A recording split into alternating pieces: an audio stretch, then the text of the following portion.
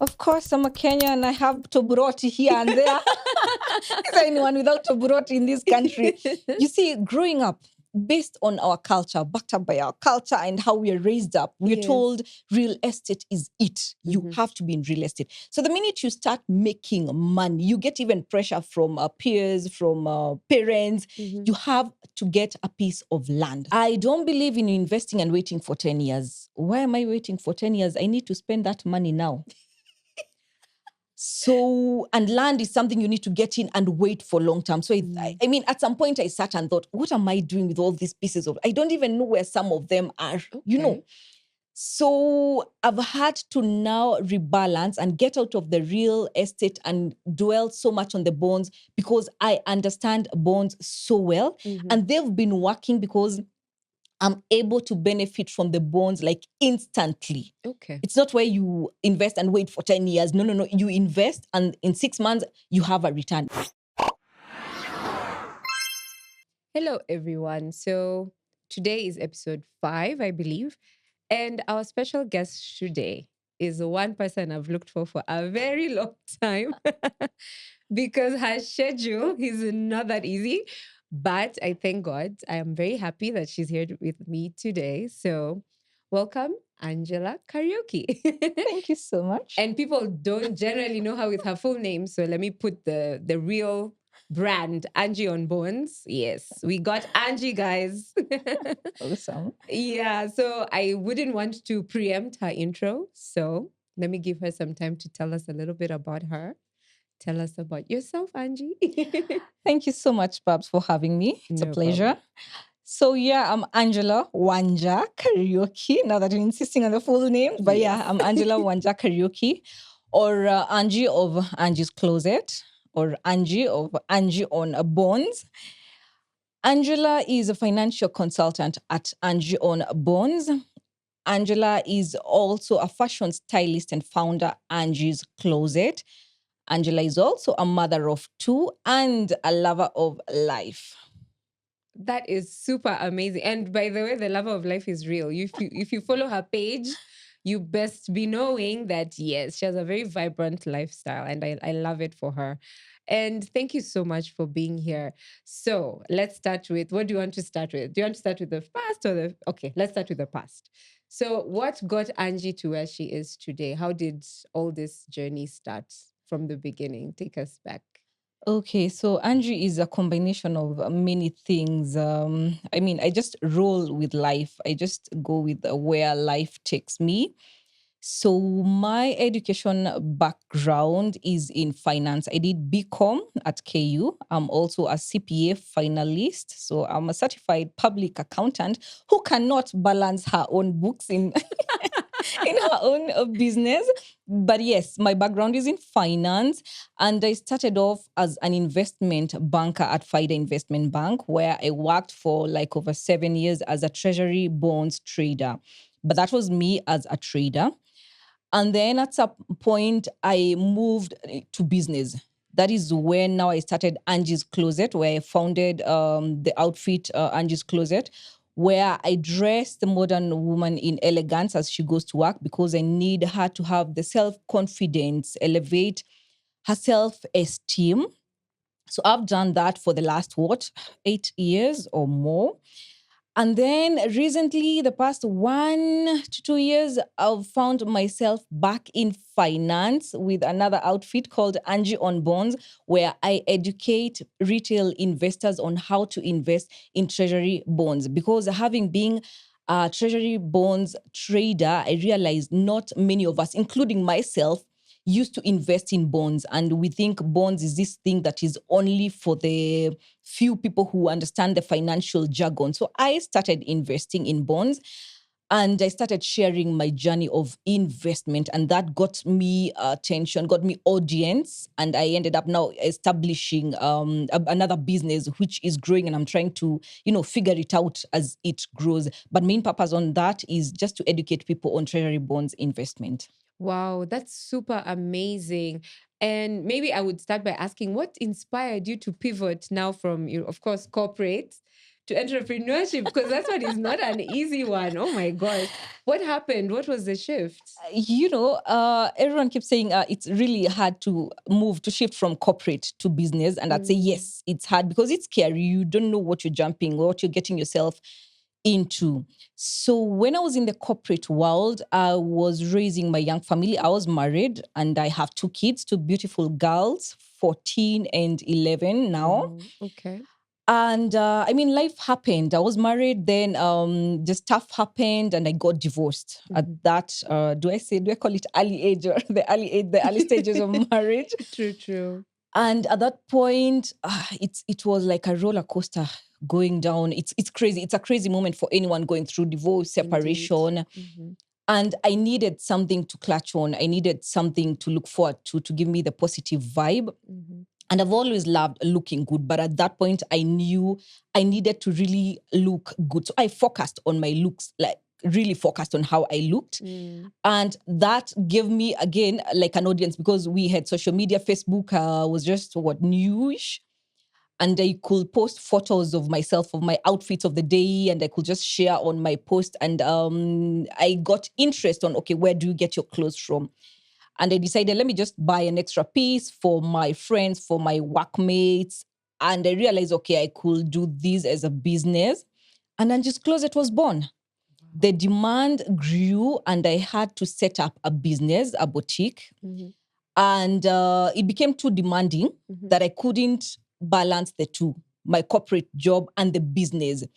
And I knew I was leaning more on the business because I had passion in it. I'm really passionate about clothing, about looking good. So I had to choose which one I'd have to hold fast. So I had to cut off the corporate job and move to business. And they say that was it. It worked, Yeah. It worked and worked so well, such that now I have been in that business for all those years. And life is funny. And like I said, I just flow with life. So life has just pushed me back into my financial background now through bonds. So for me, it's just flowing with life, just letting life lead me. And so far, it's been amazing, an amazing journey. Oh, yeah. And I don't know, people always say this when women go through like separation or divorce, because I'm also a single mom. I was telling her earlier, I don't know, women just come out of such, when you're at your pits, after that, you just thrive. Like that's when women decide to do MBAs. I don't know, careers start skyrocketing. And it sounds like it's the same thing for you. Like it's like your baraka ilikuwa imeshikiliwa and then just things were like, at that point, at that stage in life, there's so much negative energy surrounding you. And that energy can really mess up your life, or you can use it to build something, just like fire. You can use fire to destroy yourself, or you can use it to put something into use, to cook or whatever it is. Yes. So I was able to channel that energy into something positive, and I focused so much on it that I took off. So it's just that energy that surrounds you when, for anyone going through that phase of divorce or separation, you can decide what to do with that kind of energy. You can end up as an alcoholic, as, it can get messy for you. Bad, Or you can focus on something positive and build it. The same energy, it's just fire that you can use to build yourself up. And that's what I did with that. Wow. And thank you so much for sharing. Like for me, somebody who's also in the same journey, it's so amazing to get like a few amazing women who are able to share their stories, inspire us. It's super amazing. So thank you so much for sharing. My next query, or a bit of a thing that I see in my life as well, is how do you juggle that with motherhood? Because of course, as a single parent, you're the mama and the baba most of the time, the mama and the papa, for those who speak English. So juggling entrepreneurship, parenting and everything. How is that over the years? For example. Let's say over these many years, I've been a single mom for, I think it's been over 10 years now. I don't even know whether we still call it, do I still call myself a divorcee or now just a single person? Because 10 years is a long time. It is. There's no balancing. Because all these years, I wouldn't say I've managed to find a balance. At any one point, there's something that's suffering. So you choose what to dwell on and allow the others to suffer. and then you keep alternating. You give this other one a time. So if I'm dwelling on motherhood, then I know my kids need my time and attention, and I'll give them at the expense of my businesses. If I know I need to create content for Angie on Bonds, then I'll be in the office for, let's say, a full day or 2-3 days, and I know Angie's closet will suffer a bit because it's lacking my presence. I mean, it's running on its own, but as a business person, your business really needs you. I mean, it's a small business. If I'm focusing on Angie's closet, then I know my kids will keep calling me like, where are you, mommy? Why are you not, And Yes. again, there's me, and I have to give myself time. So if it's my me time, then I know everything else is waiting for me. So there's not really a balance. You just decide what to focus on and keep rotating that focus. Indeed. Okay. No, that's true. And I have, for example, a DM I received from a lady who was also like recently a single mom. She's very, of course, younger than us by far, like probably Gen Z now. And she was looking for advice on how to, like, build herself up from, she was calling it a mistake, but yeah, build herself up from that. And now to get back to her career journey. Yeah. So for you, you said you rose up like a phoenix and, able to harness that energy. But what other lessons would you say for example, for somebody in that situation, what advice would you give that person when you're in that space? What really helped to gather your strength and get you out? Was it family support?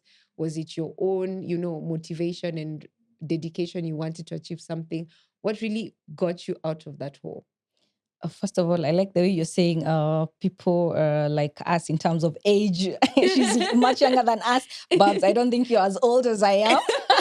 I don't think it's us. You're still way much younger.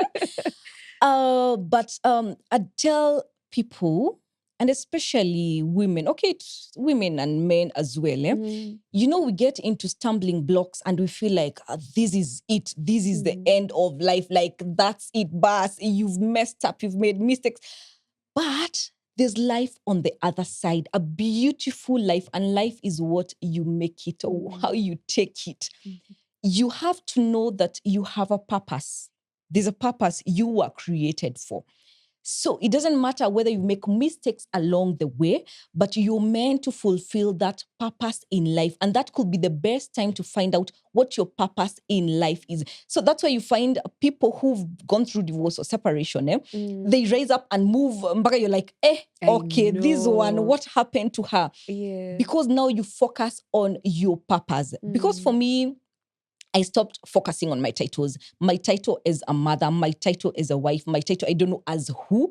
And I focused on Angie. And that's why my brands are built around Angie on Bonds, Angie's Closet, because it's me. I had to find myself, and I found myself and decided to pursue my purpose. So if you're going through that rough patch, it's really not the end of the world. You'll be shocked at what's waiting for you on the other side of life. It's amazing. And I keep saying, I think we have a special place in God's heart because he really holds us at that time, because you're like, sasa utu tujinga twangu, wacha tu nitusaidia. Otherwise, if I don't help them out, they'll get messed up, because here you are, a young, a single mother. You don't even know what to do with your kids. I sit and tell my kids, okay, I don't know what I'm doing with you guys. I've never been a parent before, but here we are, and we need to keep moving. We need to keep living, and let's make the best use of it. So yes, there's life after whatever it is that you're going through. Yes. And thank you so much. And sorry to reiterate, but I needed to get words of wisdom from this lady. You don't understand. My DMs are normally filled with so many women who are going through so much. So anyway, back to business. Yes. So, and entrepreneurship journey. So how has that been for you? What were the wins? What were the challenges you experienced in Angie's Closet?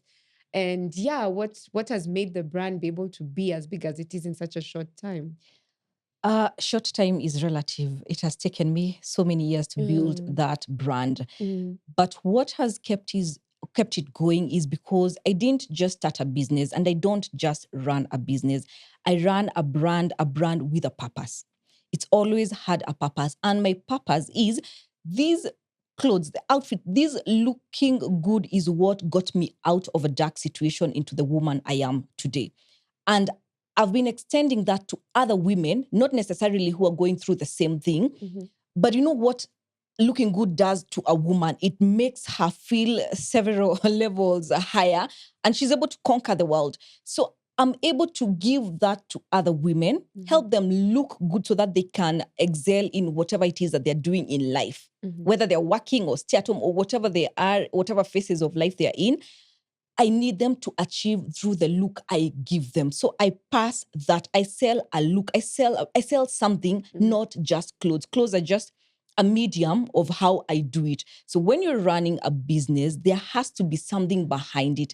Otherwise, if it's just a business for the sake of it, you could easily run out of business, because it's not easy running a business. Oh gosh, it's like 1,000 ways to die. You wake up and you're like, I'm done. I need to get, I need to wind up and just do something that doesn't stress me so much. But when you have a purpose, and when I see my clients winning and coming back to me, telling me how good they looked, how they got those jobs from the way I dressed them for their interviews. Yes. And they come back and tell me, that is way more than the money they pay me. So it's about business with a purpose. Okay. Not just running it. Okay. And to reiterate, you're not just a store, you're a stylist as well. You style people. So if I would like to call you to style me, that's also something that you do? Yes. Okay, If you okay. have, let's say, something like, because I mostly deal with official wear and semi-casual wear. Okay. So it's mostly an office look, or you have an interview, or you need just to look good. You need to change your look into this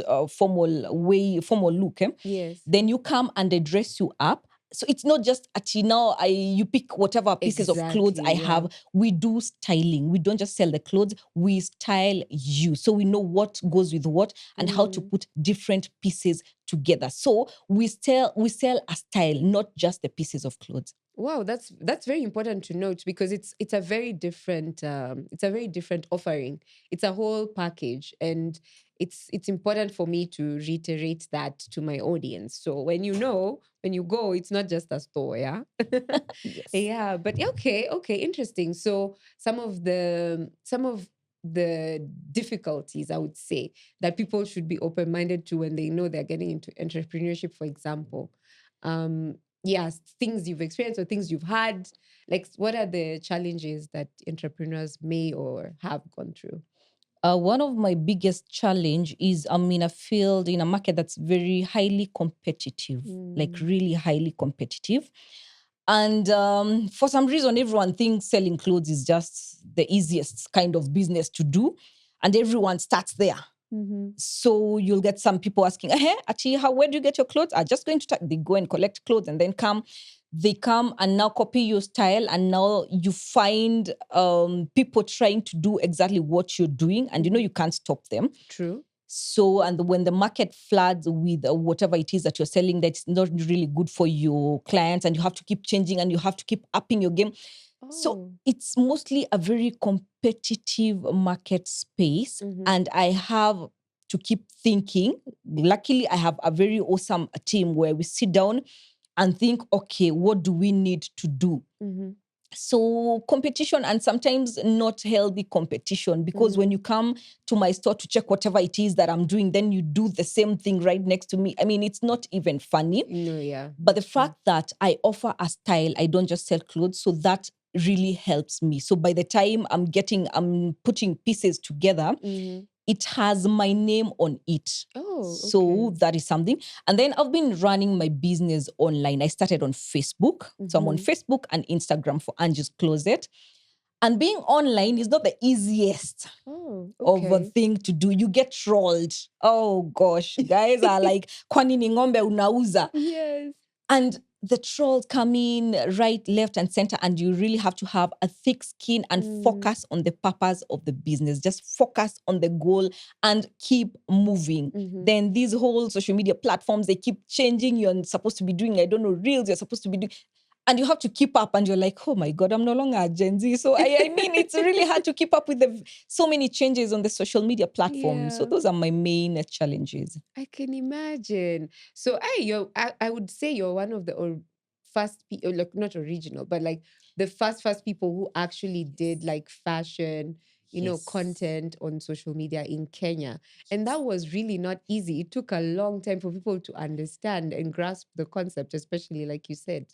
Wow. Okay. Okay. And I'm Very glad more impressive. people are joining in and I help. I mean, if someone calls me, what do I do here? I'm glad to help as long as you have a purpose for that business. Otherwise, if you're just doing for the sake of it or to compete against someone, then I mean, you won't stay for long. Indeed, indeed. Yeah. Would you say your finance background also helped and supported your approach to business, do you think? Uh Not really. It was just a passion. Maybe not. I don't think because Angie's Closet is my passion. It's Ah. my passion business. I do it because I love it. I love dressing up. I love dressing up people. So it's mainly driven by passion. So the financial background, not really, because my focus on the financial background is mostly on investment. So I'd say it supports my other business, but I don't think it has much to do with my financial background. It's mostly about passion and what drove me to it. And what are the growth factors that catapulted Angie's Closet, for example, over the years? What do you think?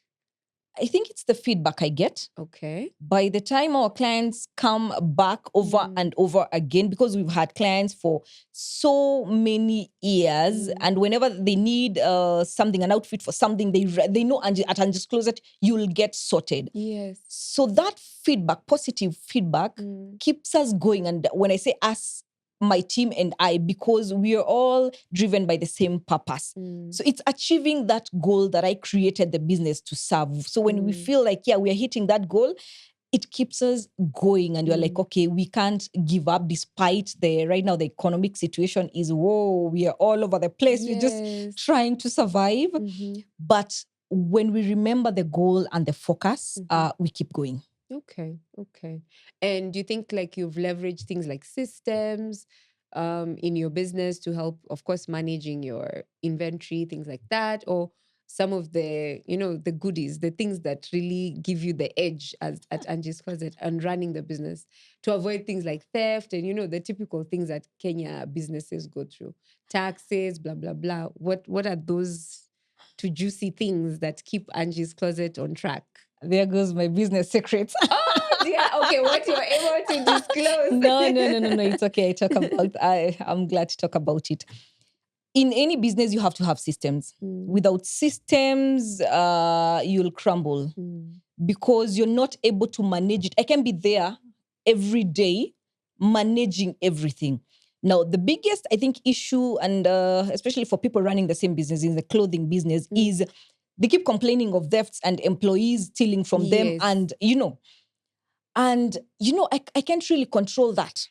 I'm not there. I'm doing other things and I need my business to run and I need to trust the people I've delegated that business to. And one of the best things I achieved is having a team and letting them be part of the business. I've had the same team for all these years, by the way. Yes. Wow. I've had the same employees. So I don't sit and worry, are they stealing from me? Is something missing? I'm like, you know what? I know what I want to achieve. I can't keep following. Because even if you put up systems, you track stock, I don't know, track the cash, utaibiwa too. Yes. Utaibiwa. If an employee decides to steal from you, she'll steal from you when you're seated right next to her. So it's not really about now the systems. Yes, I have systems, but it's about the relationship I have with my employees. They are more of my colleagues than employees. They are part owners of that business. We are a family. You'd be shocked with how we relate. They're like my sisters. Okay. And that has been the best thing I ever did for my business. Someone would look at me and say, I'm a fool. It's okay. The business has been running and running well. I have a team, I have a family, and I'm glad to run it the way it is. Yeah. So how people treat the people they live their, same way the way we treat our nannies, the people we leave our kids with them. You don't treat her harshly and expect her to take care of your kids nicely. You treat them well because they're taking care of part of you. So that relationship is very, very important. They're humans. They may be working for you, but they're humans. I see or I hear of guys treating their employees like they are, like their uko levels below you. And I'm like, come on, these are you. They're like your kids. They're like your family. They are people. So how we treat employees is really, really a key factor for me. Sure. That said, I have my systems in place. I have an accountant. Okay. And I have someone who checks on my tax issues. When I Yes. have issues, I don't know what to do, we go to my tax consultant. But I wouldn't say I'm acing it, but a day at a time. Exactly. Because every Yeah. other time you get new challenges, then you decide, okay, so this has come, what do we do?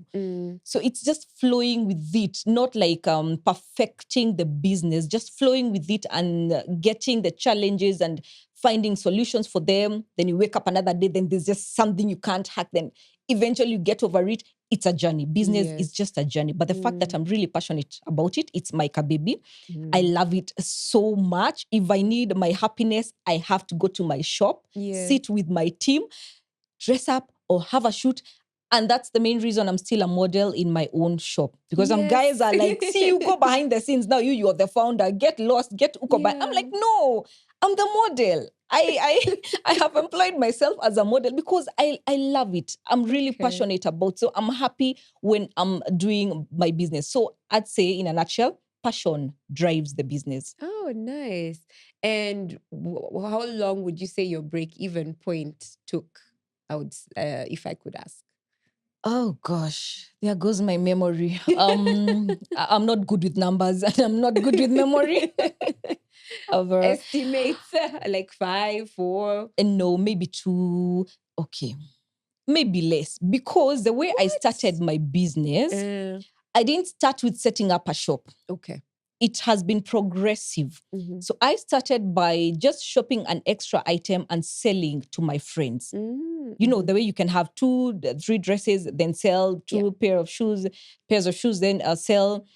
Then from there, I stocked up and put some stuff, just one suitcase of shopping, and put it in one of my bedrooms in my house. And that sell stuff from my house. And I have clients who I've had since my days of selling clothes from the house. And those are very many years ago. Yes. So progressively, now I moved now from the house and had to set up a shop because now I had made my house where the kids lived, a store, a business place, and guys were coming in. Yeah. And now I had to move to a shop. So that progressive journey, you don't have expenses that are overflowing. You're able to manage your expenses pole. And then I got capital of, I'd say the biggest capital I used was, I think, 200K to stock up clothes. What? And that's the first time I traveled to Turkey. And I felt like I was carrying millions of loads of cash, Yeah. just 200,000. And I felt like, hey, this one, nitaibiwa.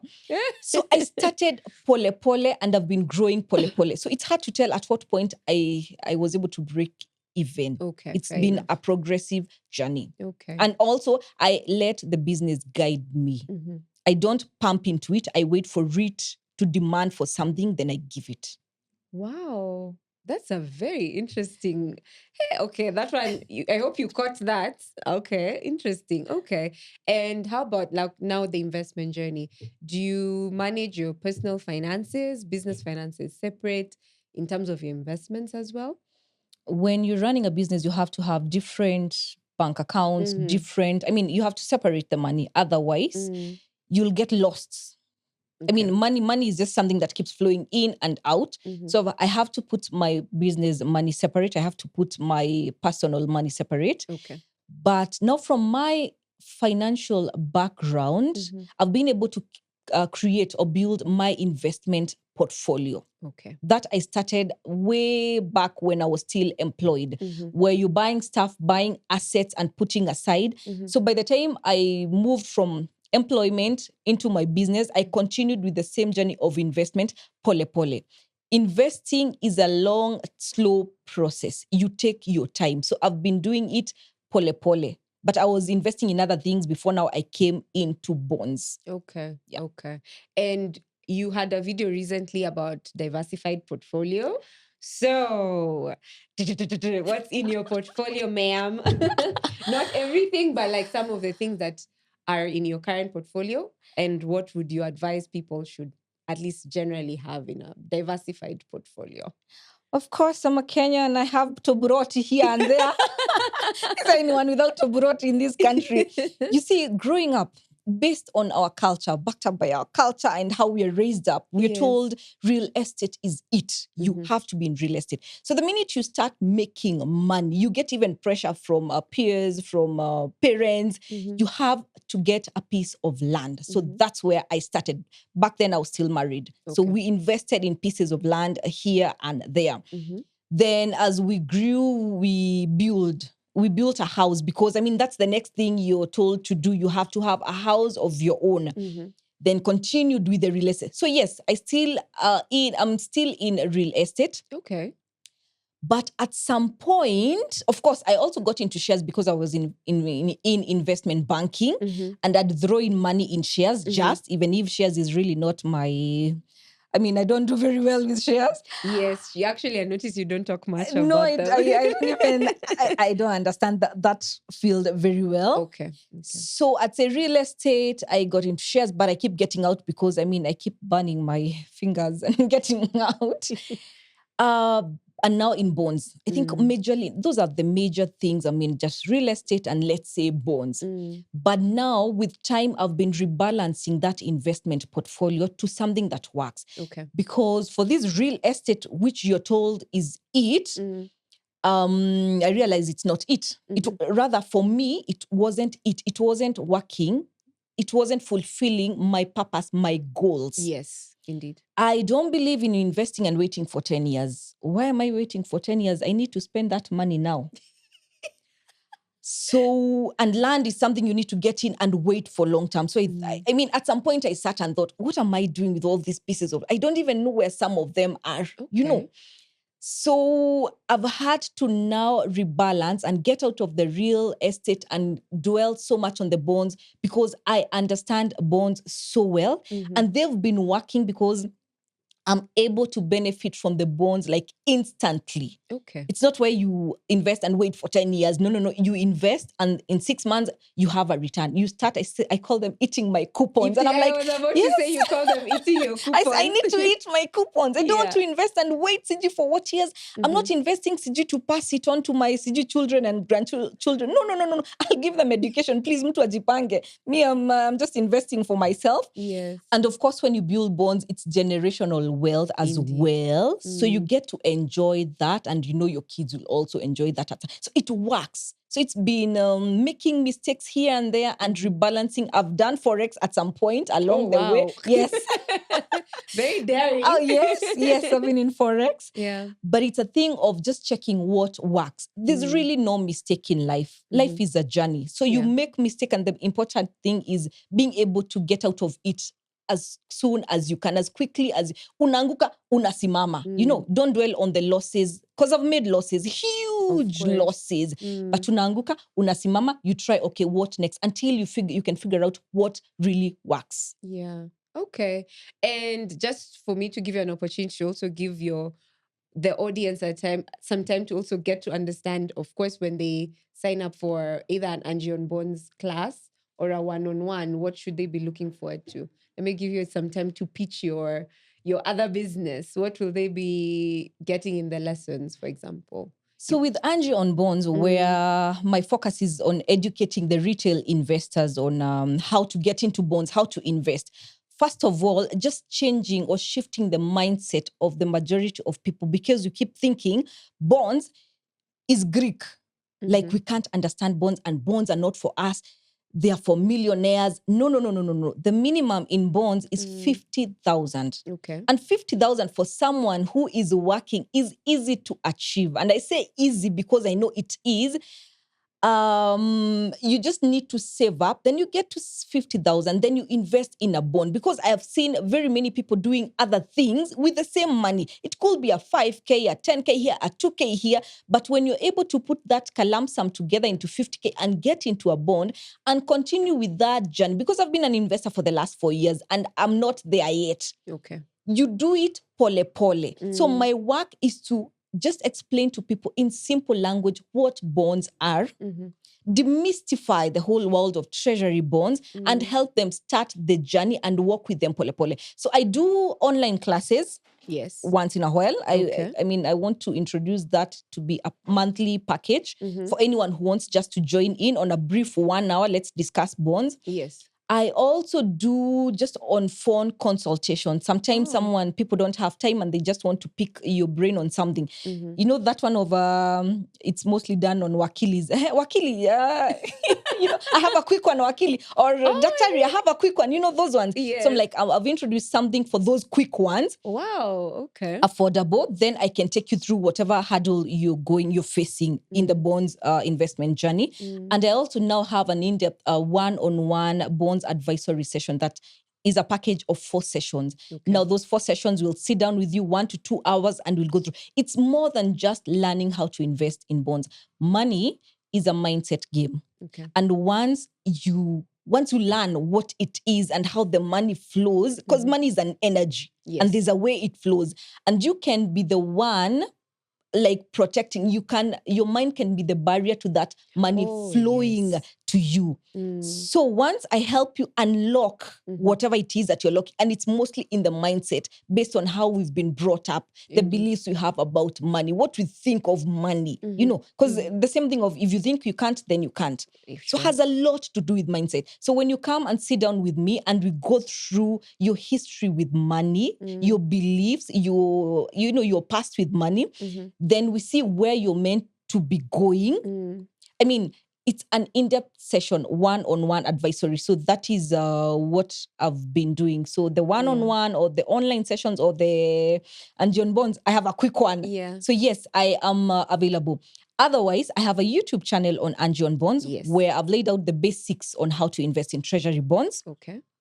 I'm also on TikTok. Yes. Which is quick, chap videos. You learn something, then you move, where I update people on the bonds that are on offer. Yes. The primary auctions, bonds are sold by government through the CBK, and there's an auction every month. And I do a summary of what the auction is about and give it to people. Sure. And just general advice on what bonds are, on investment, on matters about money and such things. So yes, TikTok, Facebook, Instagram, and I'll keep sharing the content because I need us to do better in terms of investment as a country.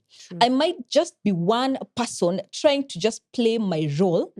Because when I look at people, like we've had this saga in Eldoret where, I don't know, guys were promised, was it 18% per month? And you're like, oh my, you cannot, no one can give you 18% per month. That's passive income. That's a red flag right there. Don't. We like get rich quickly. Schemes, you know, those schemes, Yeah. So I'd like to contribute and just help people. Kuachanua, like just tell them a thing or two based on my experience, on what I know and what I know has worked for me. It's just sharing my journey. Again, I'm big on just sharing my life, sharing my journey, because if I can help someone else out there, if I can inspire someone else out there, then I'd say I'll have lived. Yes. Yes. And honestly, for me, okay, personally, I knew Angie through Angie on Bonds. And although everyone in my family knows her differently, but yes, how do they know me? I call her the celeb of my family. But yes, I totally agree with what you're saying. And actually, I wanted to ask you, just as a joke and on a light note, like some of the two issues you've seen from Kenyans in your DMs, especially on TikTok. What are some of the issues Kenyans are having with money? Like the questions, of course, from the questions they ask you, you're just like, okay, this is a bit awkward that you think this is okay. Like some of the challenges Kenyans are going through with money lessons and investing, for example. The biggest thing is the mindset. Our mindset is not right. Majority of the Kenyans, the mindset is wrong. And it's the majority. And that's why you see money. There's someone who, I can't remember the book, who said, if all the money was taken back, you know, like all of us, everyone, give back the money, to give the money back, and you're left without, and the money gets distributed afresh, the people with money will still have money. The people without money, they'll still not have money. Okay. Oh, I get it. As in, pesa ichukuliwe irudishwe tena afresh, will stay the same. Why? Because money is a mindset game. And Kenyans, we need to change our mindset about money. Yes. This thing of, if someone is doing well, it's either a kona deal, it's either a meiba. if it's us women, amewekwa, like Yes. what is that? Why don't you Yes. think women can do well? You know, True. we need to change a lot of things like, I know, pesa ingine ni ya shetani. I mean, ni ya What are like, what do they call them? Sampaki eyes on yes, TikTok. there's some fucky eyes, eh? Yes, that's why there's a lot. It's funny. And this is by people who are learned. You listen to some things. Now, when it comes to bonds, someone will tell you, nipe pesa yangu Ruto. And you're like, okay, breathe in, breathe out. Where do you even start? Where do you start? Yes. Because they believe investing in bonds is giving Ruto money and Ruto will, and you're like, I know we are not doing very well economic-wise. I mean, we have things we need to work on as a country in terms of governance and race. I mean, you know what's happening right now. But you can't sit and think you're giving Ruto your money. There's a system that works. You can't sit and think your money can just disappear just like that because it's in bonds. But you're confident in giving someone else who's promised you 18% per month. What are we doing? Unfortunately, we don't get to have financial literacy. It's never taught in schools. True. You learn it along the way. As you grow up and you manage your own money, that's when you learn about financial literacy. And you're like, hii naendanga tu hivo. So I wish we'd be able to incorporate even the financial literacy to our children as they grow up, so that they grow up with a different mentality. Yeah. And I ensure that I can show my kids how this money is made and that they are capable of having whatever money it is that they want. And it's not about the money. It's about it's the value that you achieve from the money. Otherwise, money is just an energy that's flowing. True. Usitake kuishikilia tu hivyo. No, you don't keep money. You don't want to look at your account and see it has millions. Yeah. You're doing it wrong. Yeah. Get value out of that money. That's why you need that money, not because you need money to have money. There's a difference.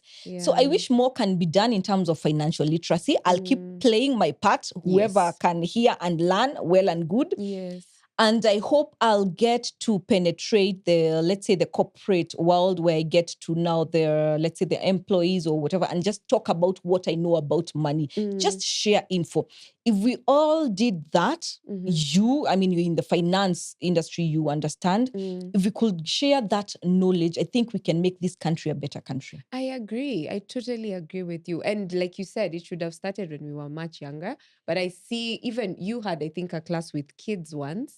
Or younger, was it your own kids or some other kids? But I think if it starts younger, high school, university, even you, like you said, you're talking to corporates, I would even say probably university should call you for sessions to talk about. You can start saving as young as your help money, but money from school, and you do something with it and invest into something substantial, right? Yes, and you set your goals right from when you're in school before you even start working.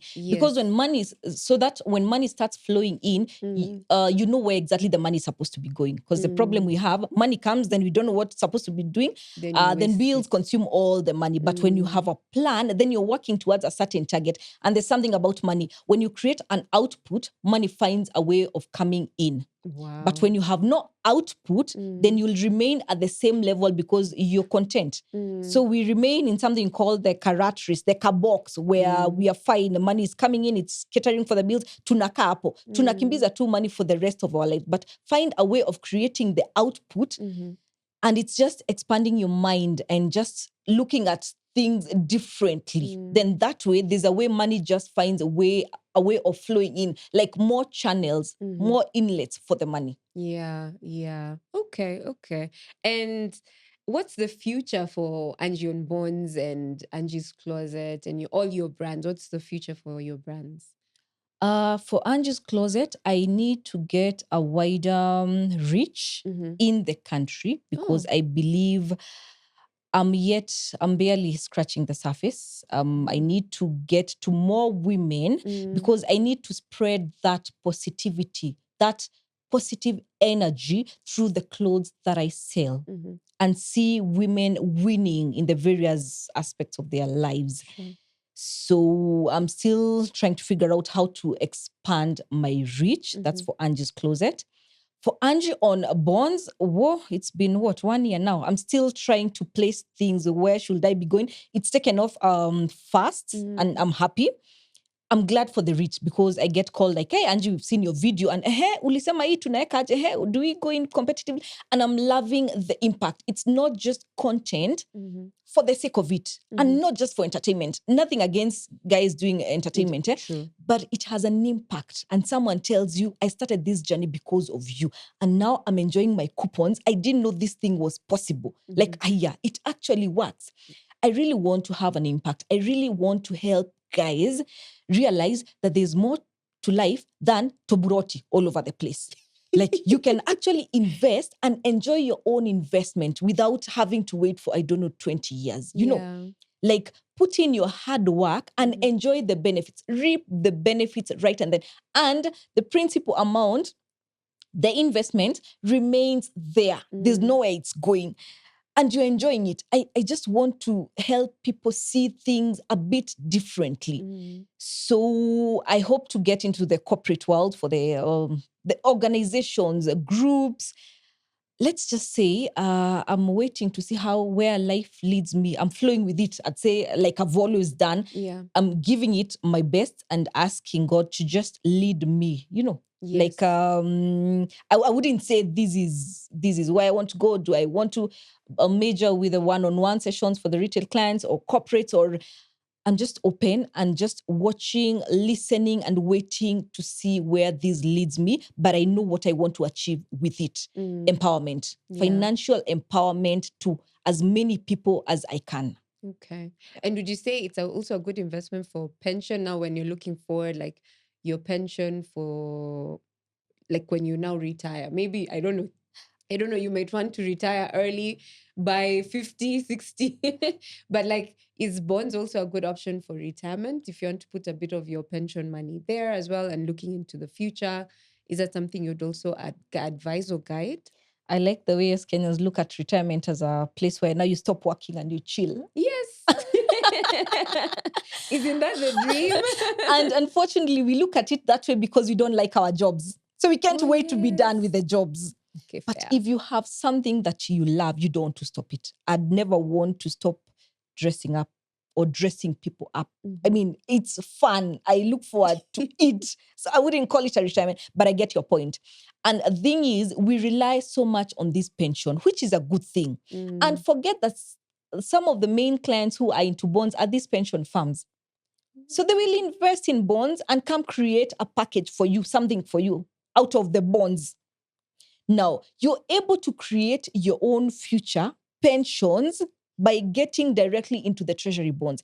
Because once you buy, and I like investing in long-term bonds, 5, 10, 20 years. I'm holding, I think, a 25-year bond.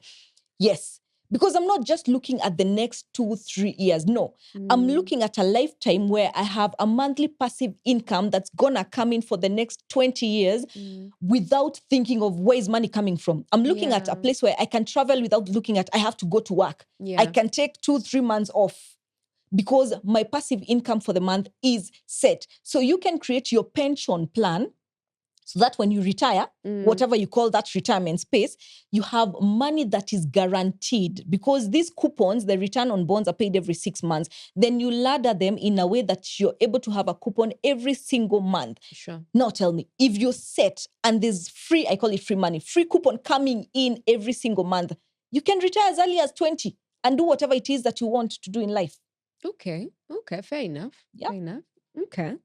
Interesting.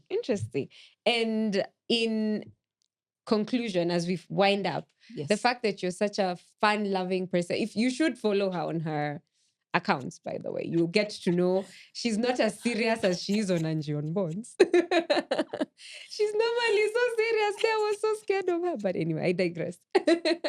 Yeah, how do you afford such?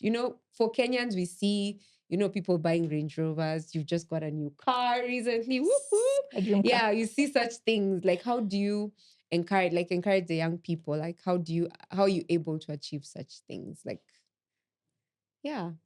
First of all, it starts with a plan. Because if you don't have a plan, then any road will lead you there. Okay. You need to know what exactly you want to achieve in life.